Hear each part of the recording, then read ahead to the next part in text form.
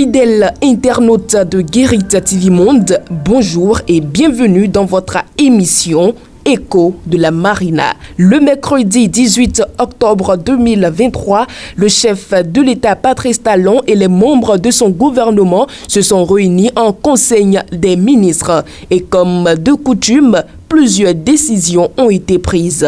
Les décrets portant attribution, organisation et fonctionnement de la Commission nationale d'études des équivalences de diplômes et la mise en place du comité ad hoc de mise en œuvre des réformes dans le sous-secteur de l'enseignement supérieur ont été adoptés. Au titre des communications, la politique nationale de développement de la microfinance 2023-2027 a été également adoptée.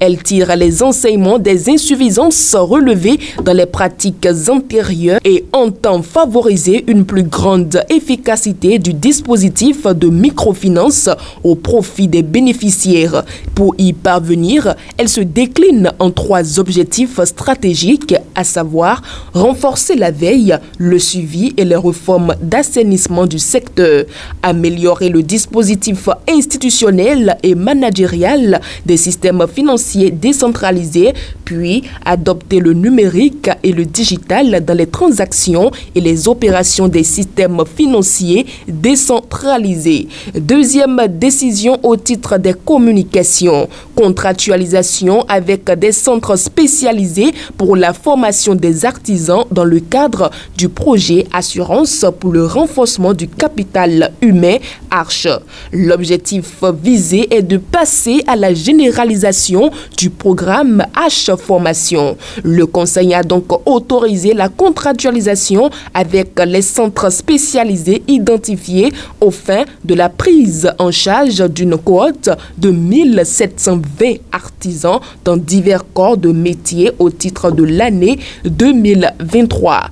Autre décision, approbation des résultats du test et des entretiens individuels organisés dans le cadre de la 4e campagne d'inscription au fichier national d'admission et de nomination de cadres aux emplois de la chaîne des dépenses publiques.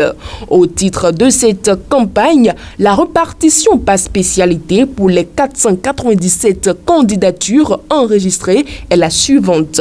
317 inscrits pour le poste de directeur de la planification, de l'administration et des finances. 180 postulants pour celui de spécialiste des marchés publics. Le nombre de candidats ayant effectivement composé est de 465, dont 294 pour le poste de directeur de la planification, de l'administration et des finances et 171 pour le poste de spécialiste des marchés publics. Si, pour les campagnes précédentes, la procédure de présélection avant l'enquête de moralité consistait en un test psychotechnique suivi d'entretiens individuels, la présente campagne a fait précéder les entretiens individuels d'une épreuve écrite couplée d'un test psychotechnique dans le but d'améliorer le processus. En partant donc de ce principe, la moyenne retenue pour l'éligibilité à la phase d'enquête de moralité est de 65 sur 100, soit 13 sur 20. À l'issue des résultats, 189 candidats sont qualifiés pour y être soumis à raison de 114 pour le poste de DEPAF et 115 pour celui de SMP. Le Conseil a pris acte du rapport et autorisé la poursuite du processus par l'enquête de moralité à la diligence du ministre de l'Intérieur et de la Sécurité publique en vue des résultats définitifs. Dernière décision au titre des communications, acquisition de divers équipements motorisés au profit du groupement national de sapeurs-pompiers. C'est pour accroître les capacités opérationnelles du groupement national de sapeurs-pompiers à travers la modernisation progressive et l'extension de son maillage territorial qu'une nouvelle vague d'acquisition est autorisée.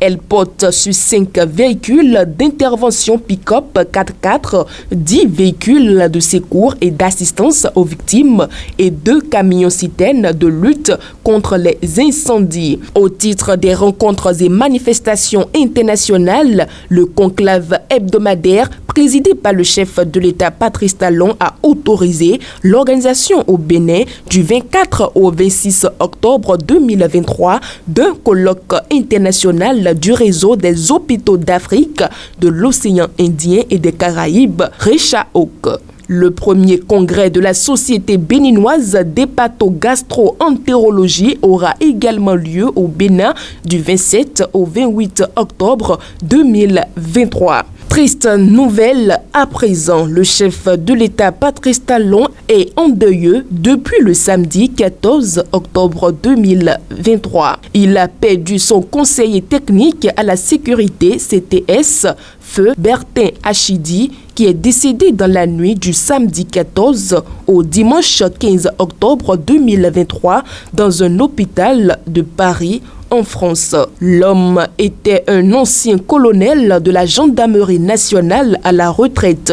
Il occupait le poste de CTS depuis 2016. Feu Bertin Achidi est un collaborateur efficace et très effacé du chef de l'État Patrice Talon. Il a travaillé avec lui bien avant son élection et continuait de bénéficier de sa confiance jusqu'à son décès. Amis internautes de Guérita TV Monde, c'est sur ce carnet noir que nous refermons ce numéro de votre émission Écho de la Marina.